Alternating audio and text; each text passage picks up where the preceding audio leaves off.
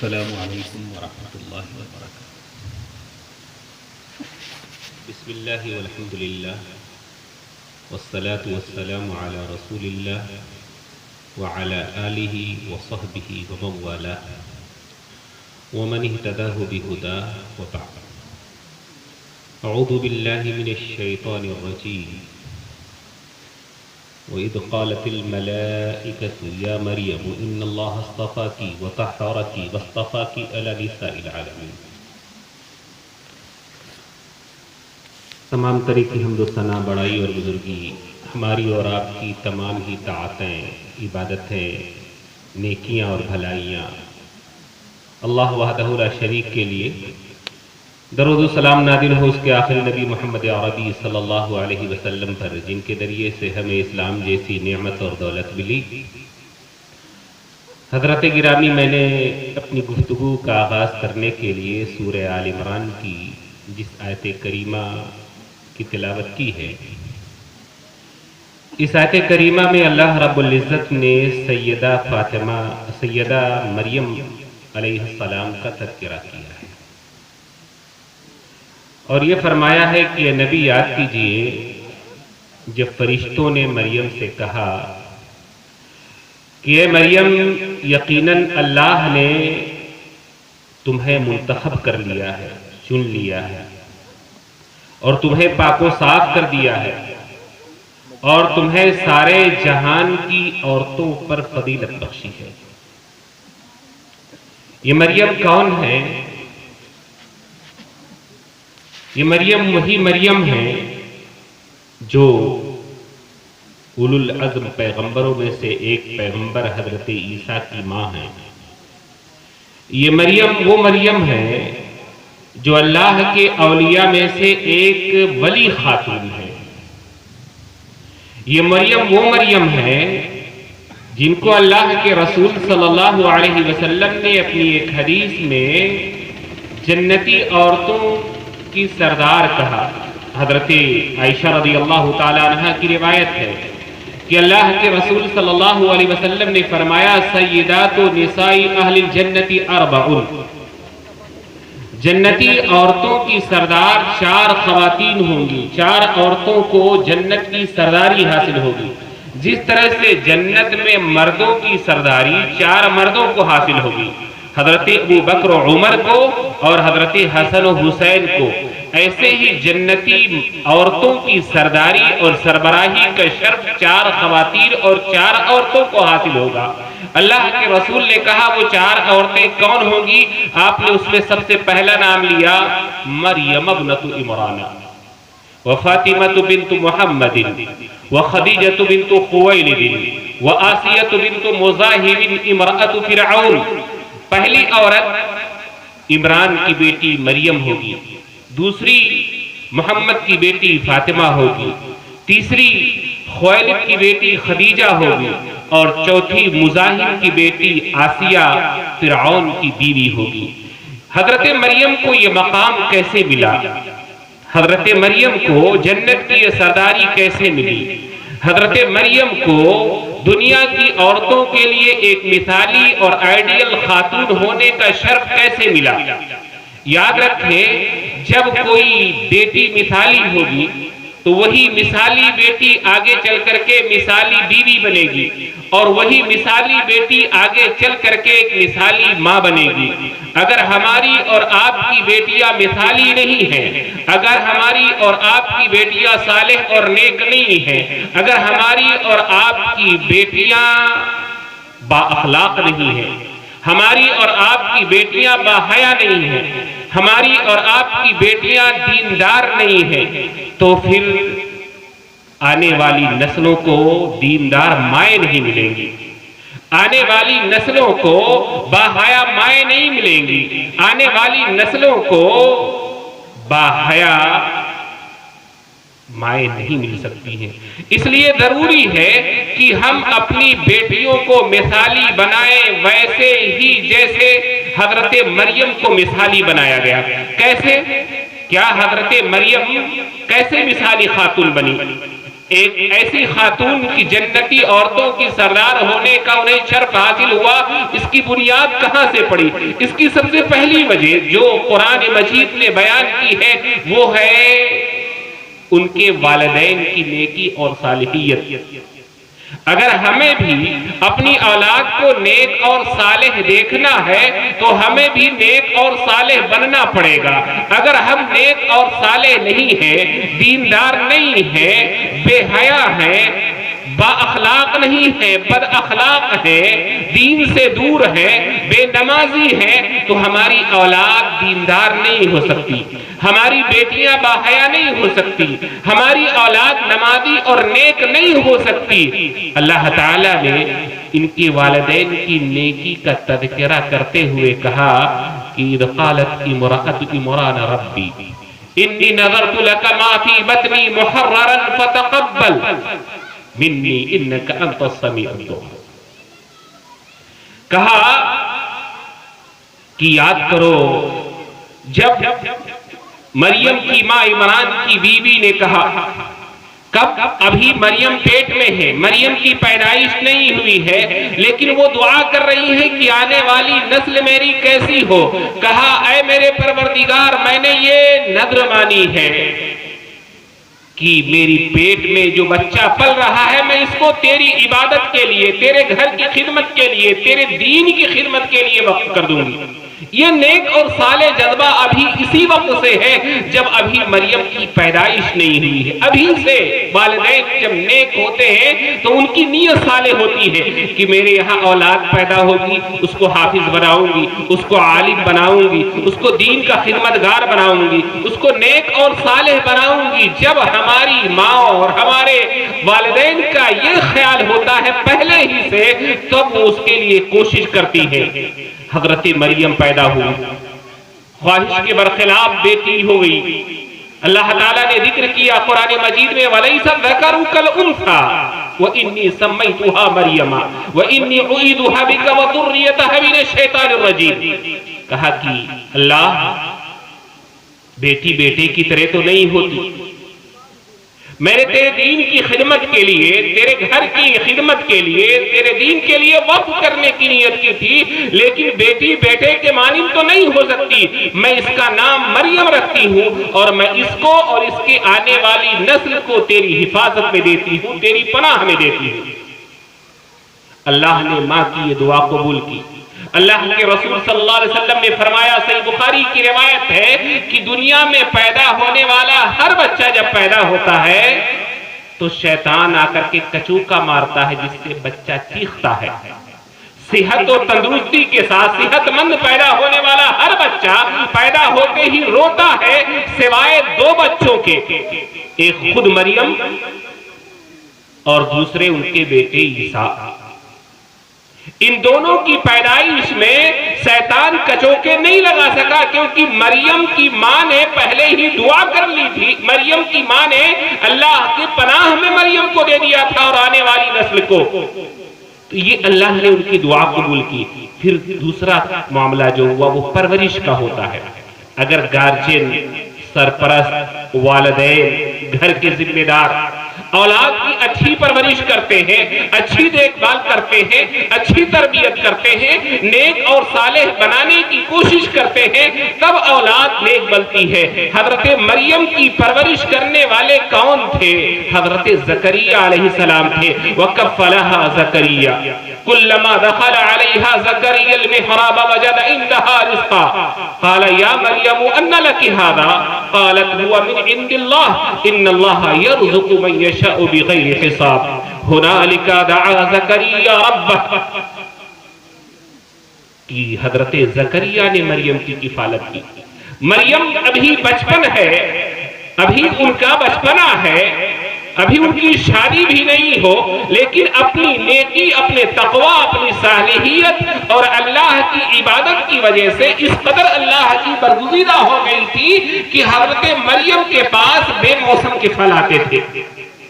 ٹھنڈی کے موسم میں گرمیوں کے پھل، گرمی کے موسم میں سردیوں کے پھل، جب یہ بے موسم پھل حضرت زکریا نے حضرت مریم کے حجرے خاص میں محراب میں دیکھا کہ یہ بے موسم کے پھل جو نہ ہمارے علاقے میں پیدا ہوتے ہیں نہ وہ اس موسم میں پیدا ہوتے ہیں، حضرت مریم کے حجرے میں موجود رہتے ہیں، تو پوچھا ان لکی ھذا، مریم تمہارے پاس یہ پھل کہاں سے آتے ہیں؟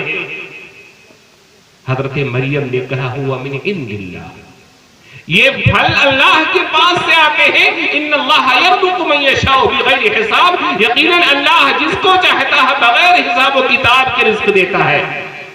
وہیں پر حضرت زکریا کو خیال آیا، وہ زکریا جو اپنی عمر کے انتہائی مرحلے میں پہنچ گئے تھے، بوڑھے ہو چکے تھے، وہ زکریا جن کی بیوی بانجھ تھی، جو صاحب اولاد ابھی تک نہیں ہوئے تھے، ان کو خیال آیا کہ وہ اللہ جو اللہ بے موسم کے پھل دے سکتا ہے، گرمی میں سردیوں کے پھل، سردی میں گرمیوں کے پھل جو اللہ مہیا کر سکتا ہے، وہ اللہ بے موسم کی اولاد بھی مجھے دے سکتا ہے۔ میں بوڑھا ہو گیا ہوں، اولاد پیدا ہونے کا موسم تو نہیں رہا، لیکن اللہ اس بات پر جس طرح سے قادر ہے کہ بے موسم کے پھل مریم کو کھلائے، اس بات پر بھی قادر ہے کہ وہ مجھے بے موسم بڑھاپے میں میری بیوی کے بانجھ ہونے کے باوجود مجھے اولاد دے دے۔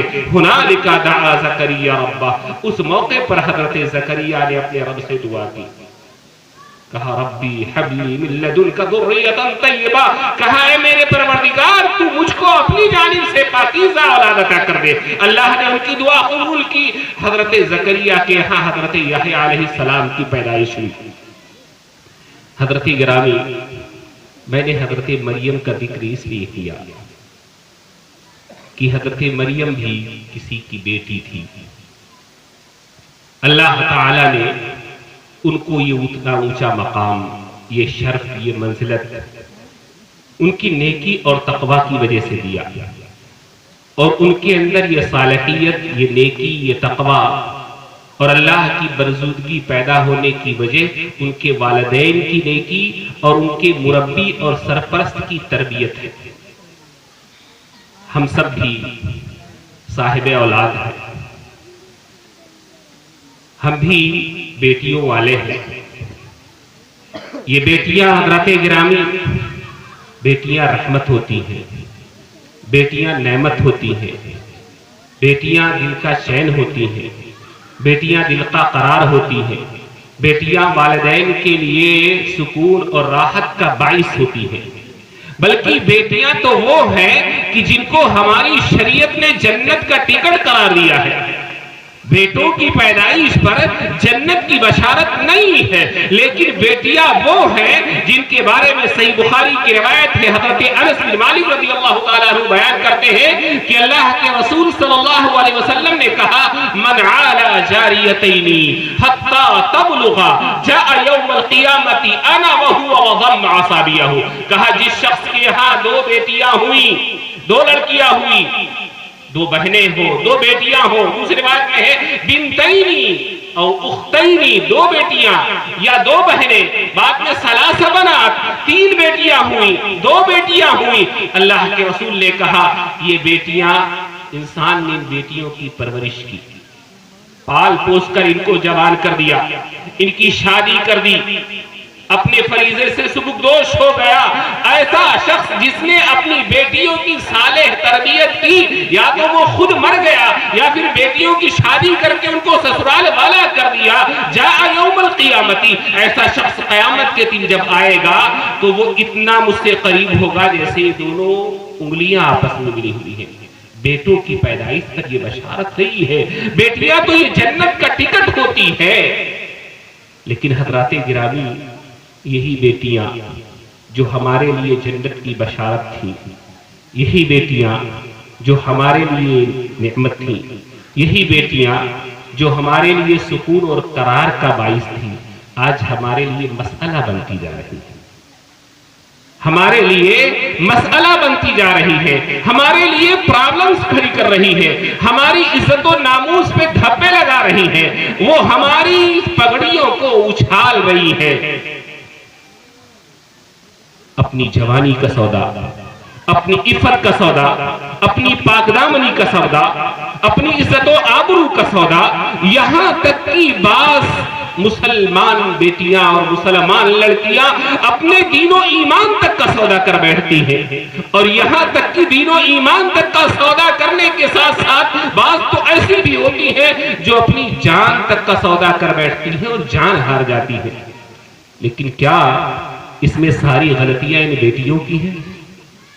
نہیں نہیں میرے بھائیوں، میری بات کڑوی ضرور ہے لیکن صحیح ہے کہ اس میں ان بیٹیوں سے زیادہ کردار ان کے گارجن کا ہے، ان کے والدین کا ہے، ان کے گھر کے ذمہ داروں کا ہے، ہمارا اور آپ کا ہے۔ ہم اور آپ جیسے لوگ جو گھروں کے سرپرست ہوتے ہیں، گھروں کے ذمہ دار ہوتے ہیں، جن کی ذمہ داری ہوتی ہے اپنے گھر کی عورتوں کی دیکھ ریکھ، عزت و آبرو کا تحفظ، ان کی صالح تربیت، ان کے چال چلن پر نگاہ رکھنا اور ان کو اسلامی تشخص دینا، جن کی ذمہ داری ہوتی ہے، چونکہ ہم اور آپ وہ ذمہ داری ادا نہیں کرتے۔ ہمارے گھروں کا ماحول تو اس قدر بگڑ چکا ہے کہ فحش فلمیں چل رہی ہیں، فحش گانے بج رہے ہیں، فحش مناظر دیکھے جا رہے ہیں۔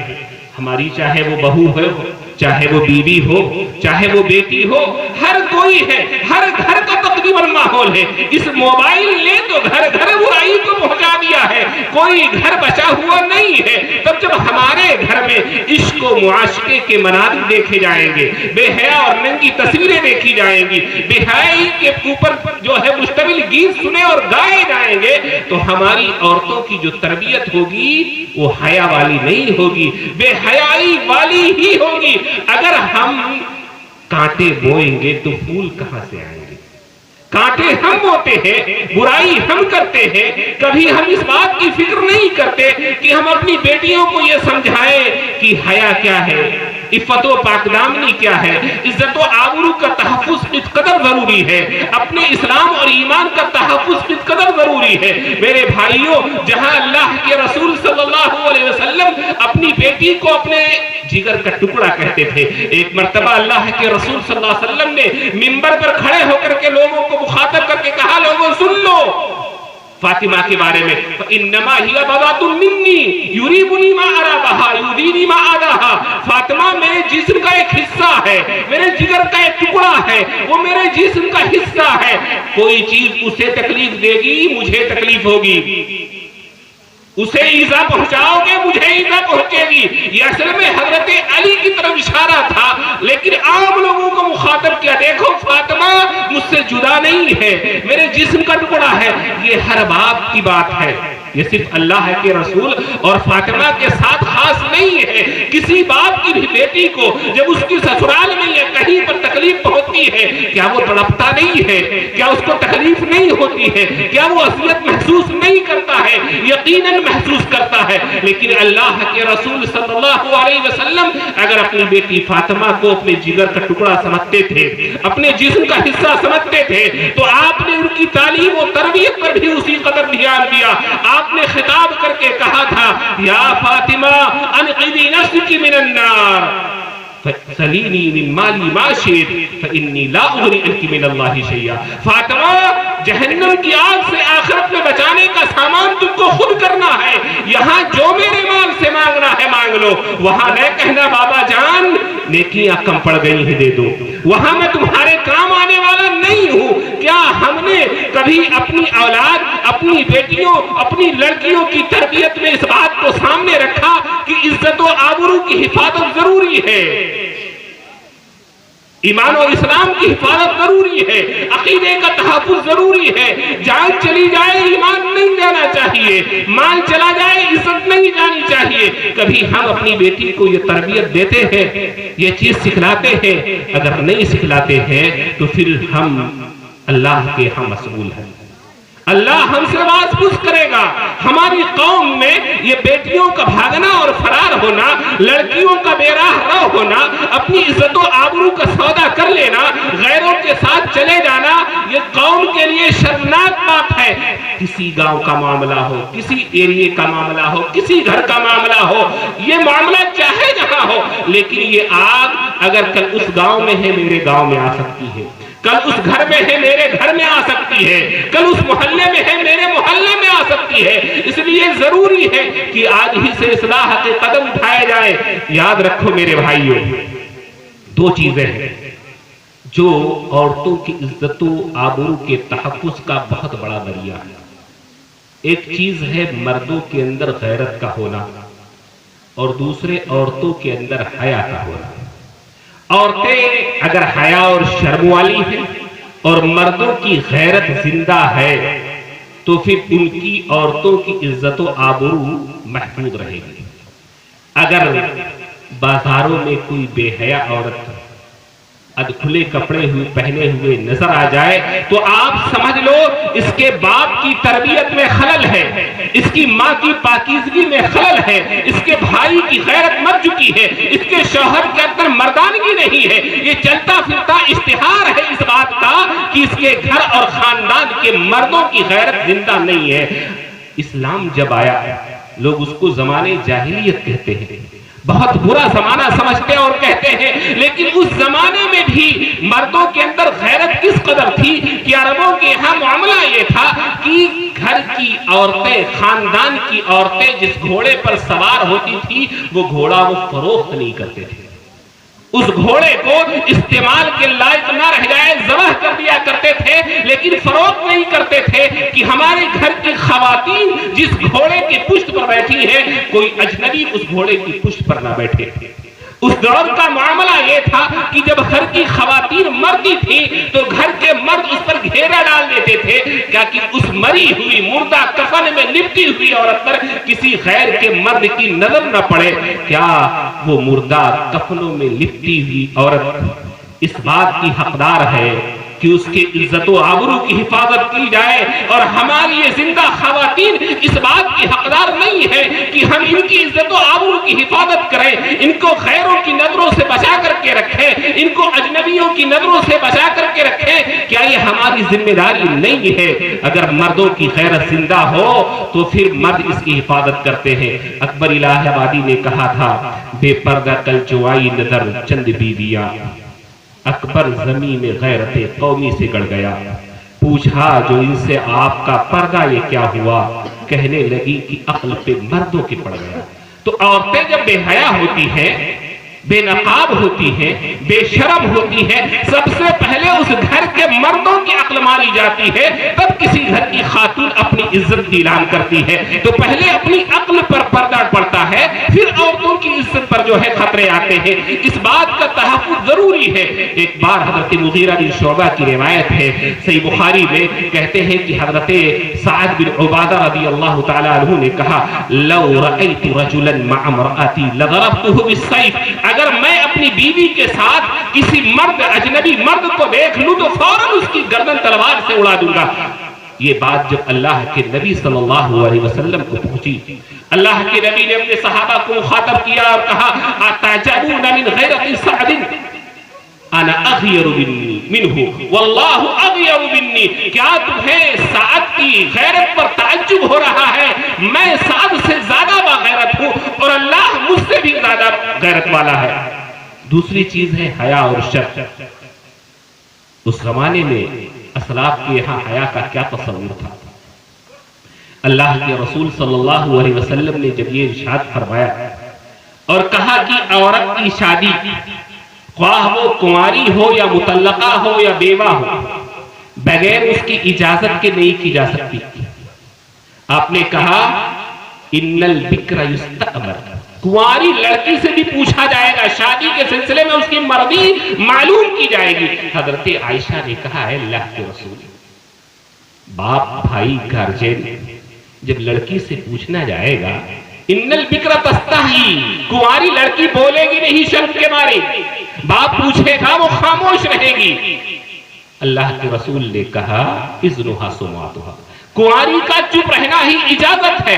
میں کہنا یہ چاہتا ہوں اس زمانے کی حیا کا عالم یہ تھا کہ لڑکی اپنی شادی کے بارے میں ہاں کرنے کی ہمت نہیں جٹا پاتی تھی۔ آج کا معاملہ کیا ہے کہ لڑکی خود پسند کر لیتی ہے، باپ کو بعد میں آ کر کے اطلاع دیتی ہے، باپ کو نہیں پسند نہ پسند، ماں کو نہیں پسند ہے نہ پسند رہے، بھائی کو نہیں پسند ہے نہ پسند رہے، خاندان کو نہیں پسند ہے نہ پسند رہے، سب سے بغاوت کرتی ہے، کہتی ہے میں شادی کروں گی تو اسی سے کروں گی، نہیں تو مر جاؤں گی، اپنے ہاتھ کی نسیں کاٹ لوں گی۔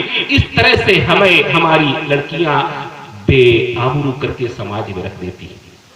اس طرح سے ان کی آنکھوں کی حیا کا پانی مر چکا ہے، اور غلطی شروع میں ہم کرتے ہیں، بعد میں پچھتاتے ہیں۔ جب آنکھ کھلتی ہے تب تک دیر ہو چکی ہوتی ہے۔ تو ضرورت ہے اس بات کی ہم اپنی غیرت کو زندہ رکھیں اور اپنی عورتوں کو باحیا بنائیں، بے حیا نہ بنائیں۔ ایسی چیزوں سے دور رکھیں جو چیزیں ہماری عورتوں کی، ہمارے گھر کی بچیوں کی حیا اور شرم کو چھین لینے والی ہیں۔ حضرات گرامی، ایک لفظ شریعت استعمال ہوتا ہے شریعت میں، ولی۔ آپ بھی سنتے ہوں گے، لا نکاح الا بولی، بغیر ولی کی اجازت کے نکاح نہیں ہوتا۔ ہمارے سماج اور معاشرے میں ولی کون ہے؟ شریعت کہتی ہے دادا پوتے کے لیے ولی ہے، باپ تو اپنی بیٹی کا ولی ہے ہی، بہن کے لیے بھائی ولی ہے، یہاں تک کہ بیٹا بھی ماں کا ولی ہے جب شادی کرانا چاہے، چچا اپنی بھتیجی کے لیے ولی بن سکتا ہے۔ یہ تمام اعزاء اور اقربا یکے بعد دیگرے کسی خاتون کے ولی ہوتے ہیں، لیکن ہمارے یہاں ولی کس کو سمجھا جاتا ہے کہ ولی وہ ہے جو نکاح کی مجلس میں آئے، نکاح کے فارم پر ولی کی جگہ پر دستخط کر دے، یہ لڑکی کا ہاتھ لڑکے کے حوالے کر دے کہ جاؤ تم کو دیا۔ میرے بھائی، ولی کا مطلب صرف یہی نہیں ہے، بلکہ ولی وہ ہے جو اللہ تعالی کے بعد گھر کی خواتین کا، گھر کی عورتوں کی عزت و آبرو کا، ان کے تحفظ کا، ان کی تربیت کا، ان کی دیکھ ریکھ کا ذمہ دار ہوتا ہے۔ اگر ہم دادا ہیں، اپنی پوتی کی تحفظ کا، اس کے عزت و آبرو کا، اس کی تربیت کے ہم ذمہ دار ہیں۔ اگر باپ ہیں، اپنی بیٹی کے ہم ذمہ دار ہیں۔ اگر ہم گھر کے بڑے بھائی ہیں، بہنوں کی عزت و آبرو کے تحفظ فراہم کرنا یہ میری ذمہ داری ہے۔ اگر میں چچا ہوں، میرا بھائی نہیں ہے، بھتیجیوں کا میں گارجن ہوں، تو میری ذمہ داری ہے کہ میں ان بھتیجیوں کی تعلیم و تربیت اچھی سے طریقے سے کروں، ان کو اسلام و ایمان کا معنی و مفہوم سمجھاؤں، ان کو غیرت اور شرم و حیا کا معنی و مفہوم سمجھاؤں۔ یہ میری ذمہ داری ہے، لیکن ہم اس ذمہ داری کو بھول بیٹھے ہیں، اس لیے ہماری خواتین یا ہماری قوم کی بیٹیاں غیروں کے ساتھ فرار ہوتی ہیں۔ ایک اور تعلیم جو ہماری شریعت ہمیں دیتی ہے، وہ تعلیم یہ ہے کہ ہماری شریعت نے اجنبی مردوں اور اجنبی عورتوں کے درمیان ایک گیپ رکھا ہے، فاصلہ، دوری بنا کر کے رکھے۔ دو حکم ہیں اس سلسلے میں شریعت کے، ایک ہے اختلاط نہیں کرنا۔ مثال کے طور پر آپ اس جلسے میں بیٹھے ہوئے ہیں، اگر یہی عورتیں بیٹھ جائیں تو یہ اختلاط ہے، اختلاط ناجائز ہے، ایک ساتھ نہیں بیٹھ سکتے۔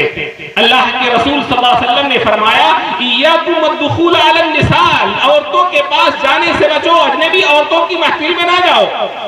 لوگوں نے پوچھا، اے اللہ کے رسول ارایت الحم، دیور کا کیا معاملہ ہے، کیا دیور بیٹھ سکتا ہے؟ آپ نے فرمایا الحم الموت، دیور موت ہے عورت کے لیے۔ ہمارے یہاں تو سب سے زیادہ اسی کو مواقع فراہم کیے جاتے ہیں۔ ہمارے یہاں دیور کے لیے بالکل اجازت ہے سماج اور معاشرے میں۔ دیور کو اللہ کے رسول نے موت کہا کہ یہ اگر اس عورت کے ساتھ واقع ہو گیا تو پھر اس کو رجم ہی کیا جانا ہے، اس کو مار مار کر ہلاک ہی کر دیا جانا ہے۔ تو دیور موت ہے، تو اختلاط نہیں ہونا چاہیے، چاہے وہ جلسہ ہو، چاہے وہ مسجد ہو، چاہے وہ مدرسہ ہو، چاہے وہ کالج ہو، کسی بھی جگہ مردوں اور عورتوں کی گیدرنگ ایک ساتھ نہیں ہونا چاہیے۔ دونوں کی مجلس اور محفل بیٹھنے اور اٹھنے کی جگہ علیحدہ ہونی چاہیے، یہ ہماری شریعت کہتی ہے۔ اور دوسری چیز ہے خلوت۔ خلوت یعنی تنہائی۔ ایک کمرہ ہے، ایک کمرے میں ایک اجنبی مرد اور ایک اجنبی عورت، دور ہی دور کیوں نہ ہو، تنہائی میں نہیں ہو سکتے۔ تنہائی میں اجنبی مرد کے ساتھ، مثال کے طور پر ہم لفٹ میں چڑھے، ایک اجنبی عورت وہاں ہے تو ہم لفٹ میں نہیں جا سکتے الا کہ کسی تیسرے کو لے لے تاکہ تنہائی ختم ہو جائے، تب وہاں جائیں۔ تو یہ دو چیزیں شریعت روکتی ہے کہ نہ تو کسی اجنبی کے ساتھ، اللہ کے رسول صلی اللہ علیہ وسلم نے فرمایا لا يخلون رجل بامرأة ولا تسافرن الا ومعها ذو محرم، کوئی آدمی کسی اجنبی عورت کے ساتھ تنہائی میں نہ جائے، اور نہ ہی کوئی عورت تنہا سفر کرے مگر اس کے ساتھ اس کا کوئی محرم رشتہ دار ہو۔ ایک حدیث میں کہا اگر کوئی آدمی کسی اجنبی عورت کے ساتھ تنہائی اختیار کرتا ہے تو اس کے ساتھ تیسرا شیطان ہوتا ہے۔ شیطان دلوں میں یہ ڈالتا ہے ایسے خیالات بے حیائی کے، بدتمیزی کے، وہ ڈالتا ہے، تنہائی کے مواقع کو وہ ضائع نہیں جانے دیتا۔ تو شریعت اس سے روکتی ہے، یہاں تک کہ ہمارے معاشرے میں عام طور پر یہ دیکھا جاتا ہے کہ گھر کی لڑکی ہے، لڑکی بالغ بھی ہو گئی ہے، ماسٹر صاحب ٹیوشن پڑھانے آتے ہیں، تنہا کمرے میں بیٹھ کر پڑھاتے ہیں، حافظ جو قرآن پڑھانے آتے ہیں تنہا کمرے میں بیٹھ کر پڑھاتے ہیں، مولوی صاحب دینیات پڑھانے آتے ہیں، بالغ لڑکی کو تنہا بیٹھ کر کے پڑھاتے ہیں۔ شریعت اس کی اجازت نہیں دیتی۔ مولوی صاحب بعد میں ہے، پہلے وہ انسان ہے، اور انسان ہونے کے ایک تقاضے ہوتے ہیں بشریت کے، وہ ان کے اندر بھی موجود ہے۔ ماسٹر صاحب بعد میں ہے، پہلے وہ ایک مرد ہے، اور مرد کے جو فطری تقاضے ہوتے ہیں وہ اس کے اندر ہوتے ہیں۔ اس لیے بعض علماء نے تو کہا کہ اگر پڑھانے والا حسن بصری جیسا نیک اور صالح شخص ہو، پڑھنے والی رابعہ بصریہ جیسی نیک اور صالح خاتون ہو، پڑھائی جانے والی کتاب قرآن مقدس جیسی عظیم کتاب ہو، پھر بھی ناجائز ہے کہ کوئی مرد کسی بالغ عورت کے ساتھ تنہائی میں بیٹھ کر کے اس کو پڑھائے۔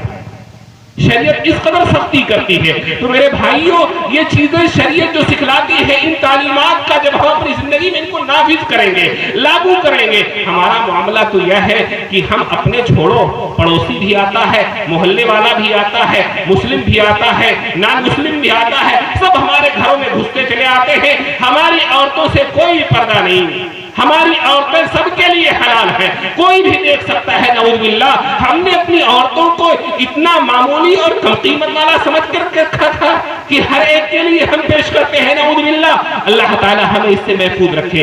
ایک آخری بات کہہ کر کے میں اپنی بات ختم کرنا چاہوں گا۔ حضرات گرامی، اس سلسلے میں ایک چیز جو کرنے کی ضرورت ہے وہ یہ ہے کہ ہم شادیوں کے خرچ کو کم کریں۔ شادیوں میں ہونے والا خرچ، اس کو کم کرنے کی بہت سخت ضرورت ہے۔ یقیناً اس کا اقدام پہلے لڑکے والے کریں یا پھر کسی گاؤں اور محلے کی سوسائٹی کی طرف سے کیا جائے۔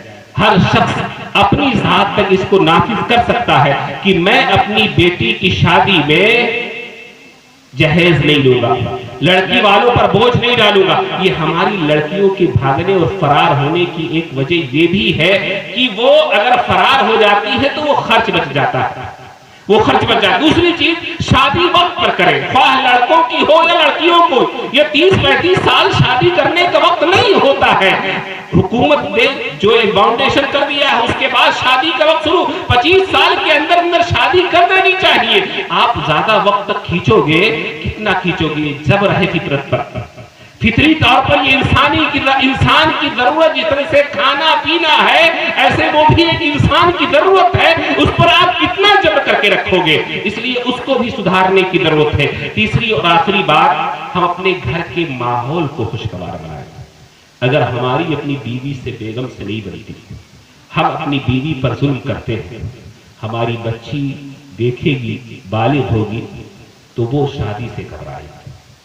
کسی لڑکی کی سہیلی پر اگر اس کی سسرال میں زیادتی ہوتی ہے تو وہ یہ سوچ کر کے ڈرتی ہے کہ کہیں میری سسرال پر بھی اسی طرح ظلم نہ کیا جائے۔